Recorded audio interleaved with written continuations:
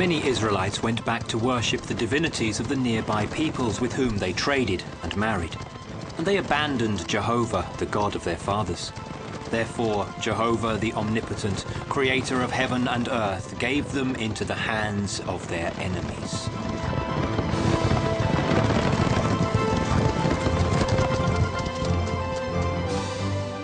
Forward in the name of Baal! In the name of Baal, let's go!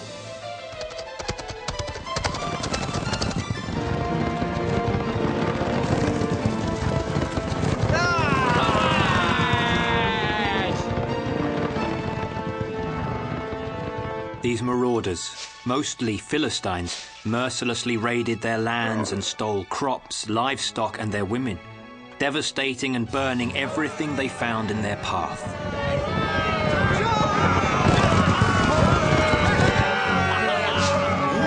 The Philistines are returning! Run!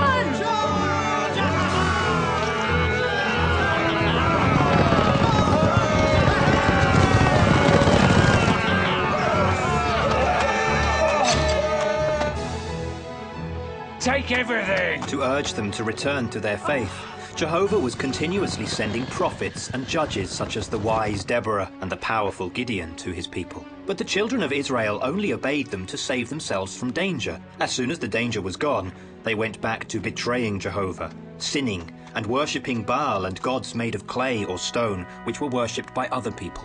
What will we do now? This is the hand of Jehovah. He is the one punishing his people.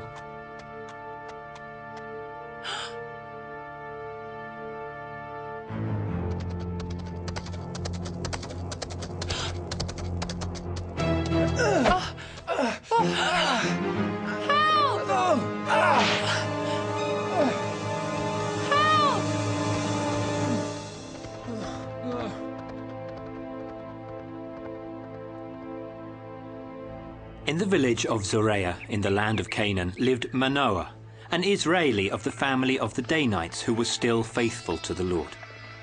Manoah did not have any children, but one day an angel sent by Jehovah appeared to his wife and announced to her that she'd soon conceive and bear a son who would be a Nazirite, that would be exclusively devoted to God from the womb to the day of his death. And so it happened. What will you call him?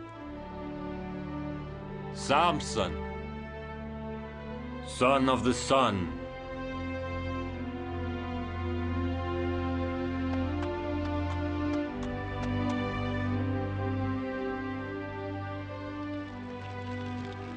Great God of the Philistines, help your people! Great God of the Philistines, help your people! The baby grew, day after day, year after year. His hair was sleek, with 12 locks as a mark of his consecration to God. According to tradition, it should never be cut.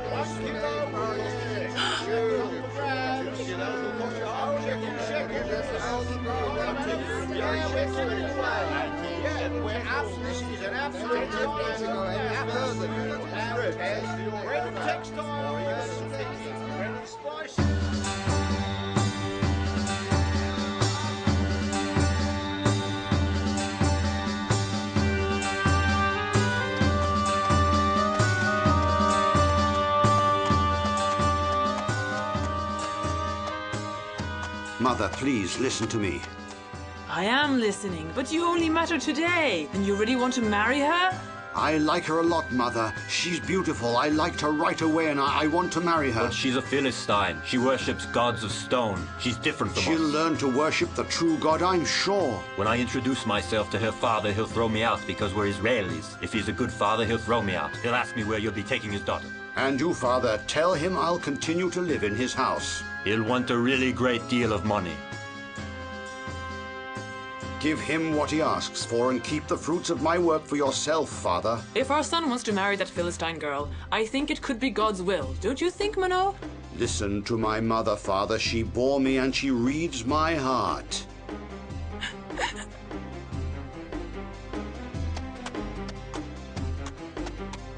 We love you very much, Samson. We'll both go with you now to the village of the girl's father.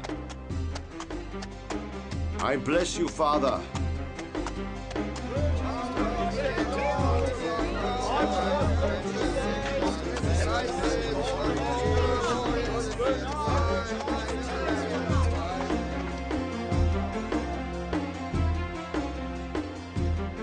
Well, it's settled.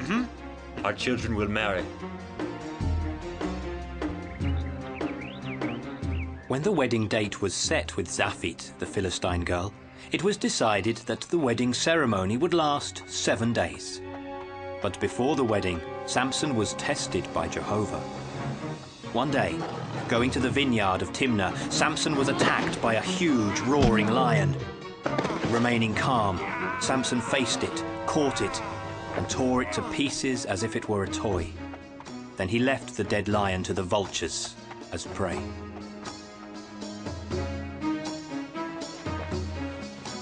Sometime later, Samson passed by the same way, and he wanted to see what had happened to the body of the lion.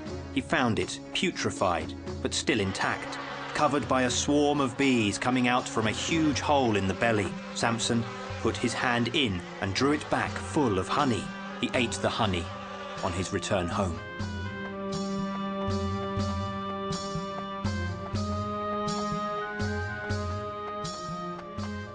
The day of celebration finally came. As a game, Samson set a riddle for the guests. Explain it to me within the 7 days of the party. I'll give you 30 tunics and 30 clothes. But if you're not able to guess it, you'll give me 30 tunics and 30 clothes. This is the riddle. Food came out of the eater, sweet came out of the strong. He explained the solution to his bride, who was forced by her father to explain it to the guests. What is the answer to the riddle?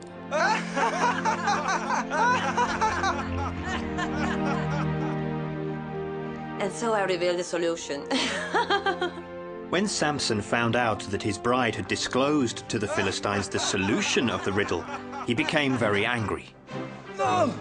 Then the father of Zaphit took back the word he had given to Samson and gave his daughter in marriage to another man, a Philistine friend of his. And he forbade Samson from seeing her, and Samson declared war on the Philistines. Samson took refuge in a cavern on the rocks of Etam. One day, while he was standing and looking at a wide wheat field, he thought about which way he could take revenge on the hated Philistines, and everything became clear to him.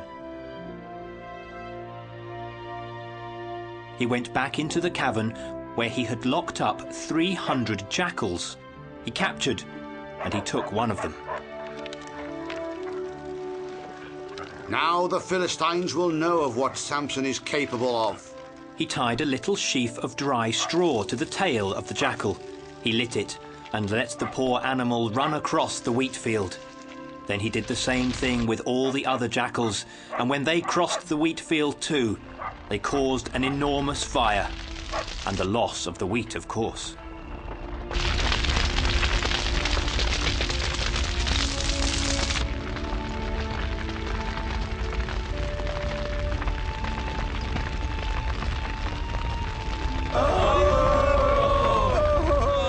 Samson's work. What will the Philistines do to us now? What will happen to us?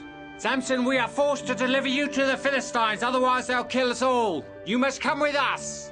Samson offered his hands and obeyed as they were tied together. Then he was fastened with 20 ropes around his body as though he were a wild beast.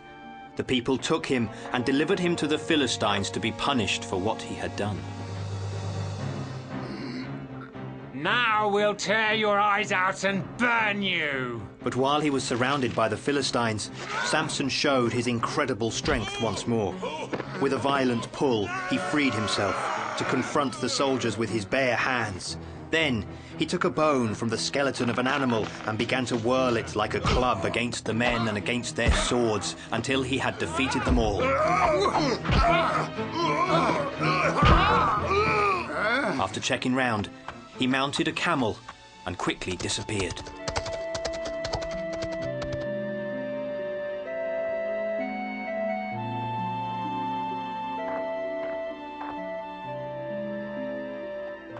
For the people of Israel, Samson became a hero, since he was able to single-handedly defeat the Philistines.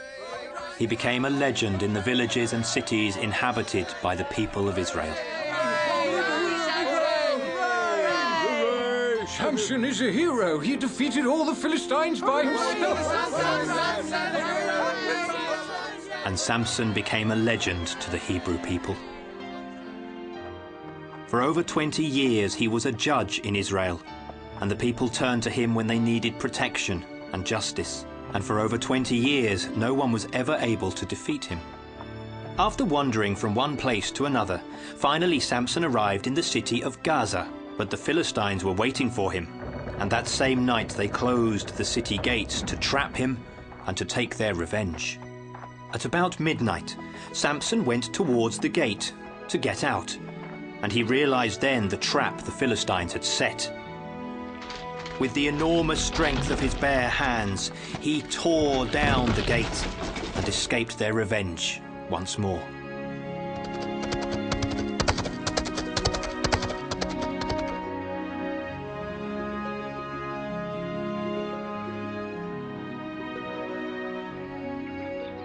Samson fled into the valley of Sorek, and when he arrived in a square, he saw a young woman who was drawing water from a well. He looked at her for a long time. Then he dismounted the camel, moved closer, and said, "Excuse me, I'm thirsty. Will you give me some water to drink?"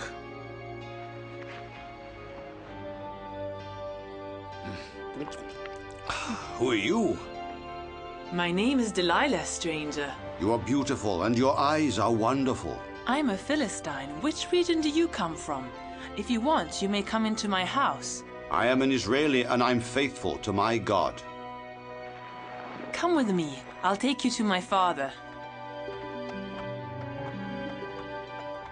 Delilah took Samson into her father's home to refresh and to feed him. Samson, enchanted by her, fell in love with her to the extent that he stayed for some time in her home. And then, one day,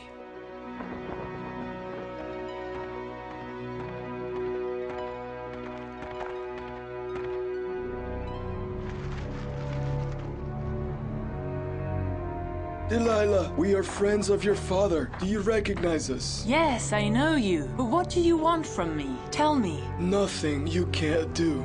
I'll see if I can help you. You want your father alive, don't you, Delilah? Why? What has he done? What do you want from him? We already talked to him and we established that... Your father and us have established that you have to deliver Samson, the Israeli. Me? How will I do that? You must try to seduce him and force him to tell you where his strength comes from. You must do this, Delilah. But he'll never disclose his secret to me. If you succeed, Delilah, we will give you... We will give you 1,100 silver pieces. Otherwise, you will lose your father. Delilah tried every possible means to make Samson divulge his secret, but Samson made fun of her. Threatened by the lords of the Philistines, Delilah tried desperately one last time. This wine is nectar. Give me some more. You live in my house, drink my father's wine, sleep under his roof, and have your way with me. But your heart is cold. Why do you talk to me like that? What have I done? You don't trust me, Samson, and you don't love me. Your curiosity is annoying, Delilah. And you jealously protect your secrets like a child. My strength is all here, Delilah. It's all in my hair. When I was born, I was consecrated to the God of Israel, and my parents promised that my hair would never be shaven. It's a gift of your God, then. The generous wine and Delilah's tenderness made Samson fall asleep. But the Philistines were hidden there, ready to go into action at a sign from Delilah to take Samson and put him in chains.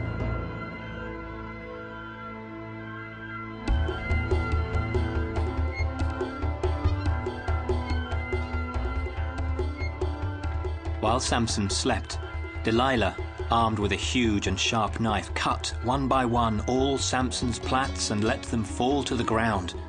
Then she showed herself at her front door and called for the Philistines, who ran up in great number.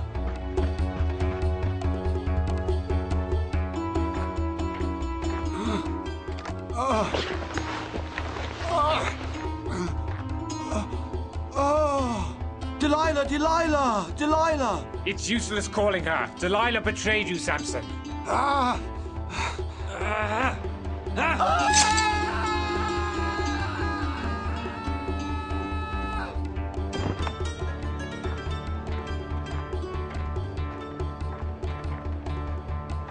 There's no need to beat him up. We blinded him.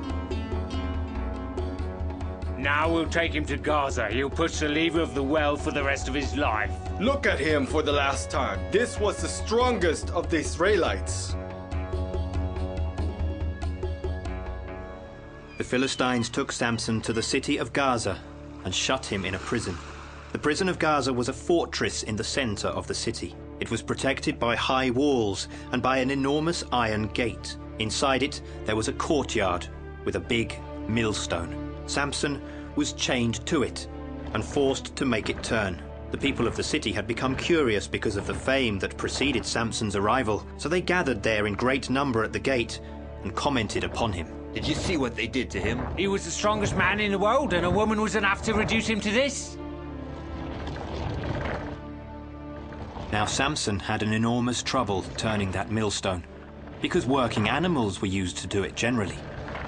Even the last donkey that had been freed from that tough work seemed to like making fun of him.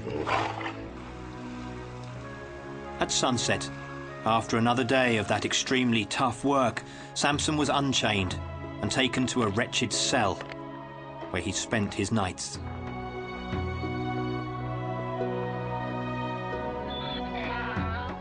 Only comforted by the faint light of the moon filtering through a little window. Lord, I cry my sin. I beg your forgiveness, and I cry my sin, Lord. Forgive me. Time went by, and the day came when the Philistine princes gathered to celebrate and offer to Dagon, their god, a great sacrifice. Today is Dagon's day, and Samson will be sacrificed. They say that Samson can jump up like a cricket and strike the enemies without seeing them. Do you think the priest will remove his chains? No, it would be a risk for all of us Philistines.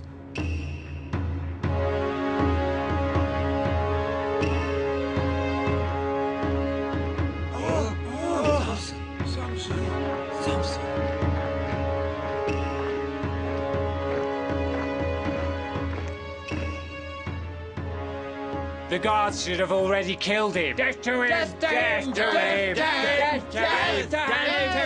Let me pass. I want to kill him. Back off! Death to him! Death to him! Death to him!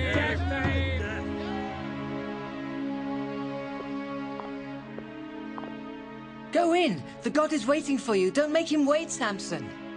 What's the name of this god? Dagon. He's the greatest and strongest of the Philistines' gods. But he's a god of stone, a ridiculous god of stone. It's not my god. My god is Jehovah alone, the Almighty. Go in. The god is waiting for you. Don't make him wait, Samson. Oh God, Dagon, today we offer sacrifice to you.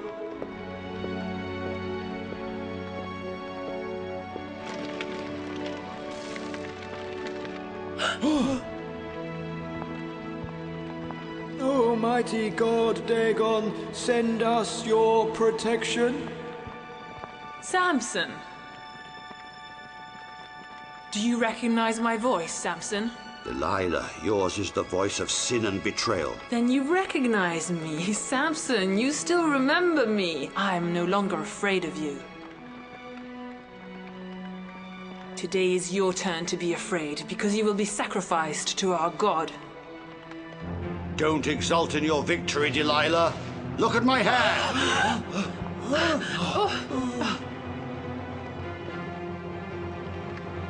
It grew back.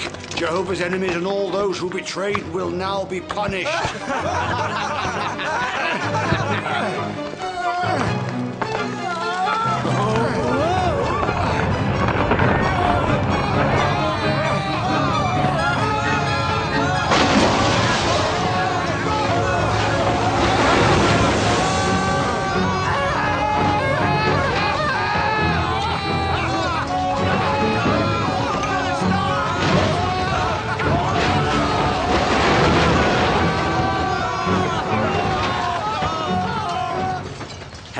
By the Lord, who gave him back his terrible strength, Samson took great revenge on all the Philistine princes and people that were inside and outdoors of the temple, because the number of Philistines that died beneath the wreckage was greater than the number of those that Samson had killed during his whole life. His brothers and all those in the house of his father set out from their land to take Samson's lifeless body and bring it home with them.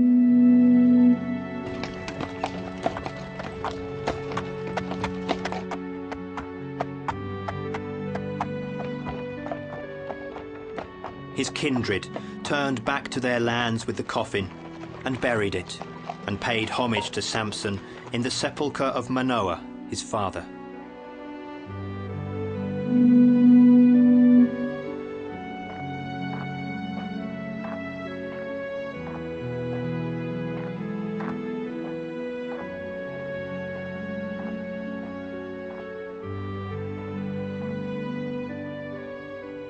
In his youth, Samson had been a judge in Israel for 20 years.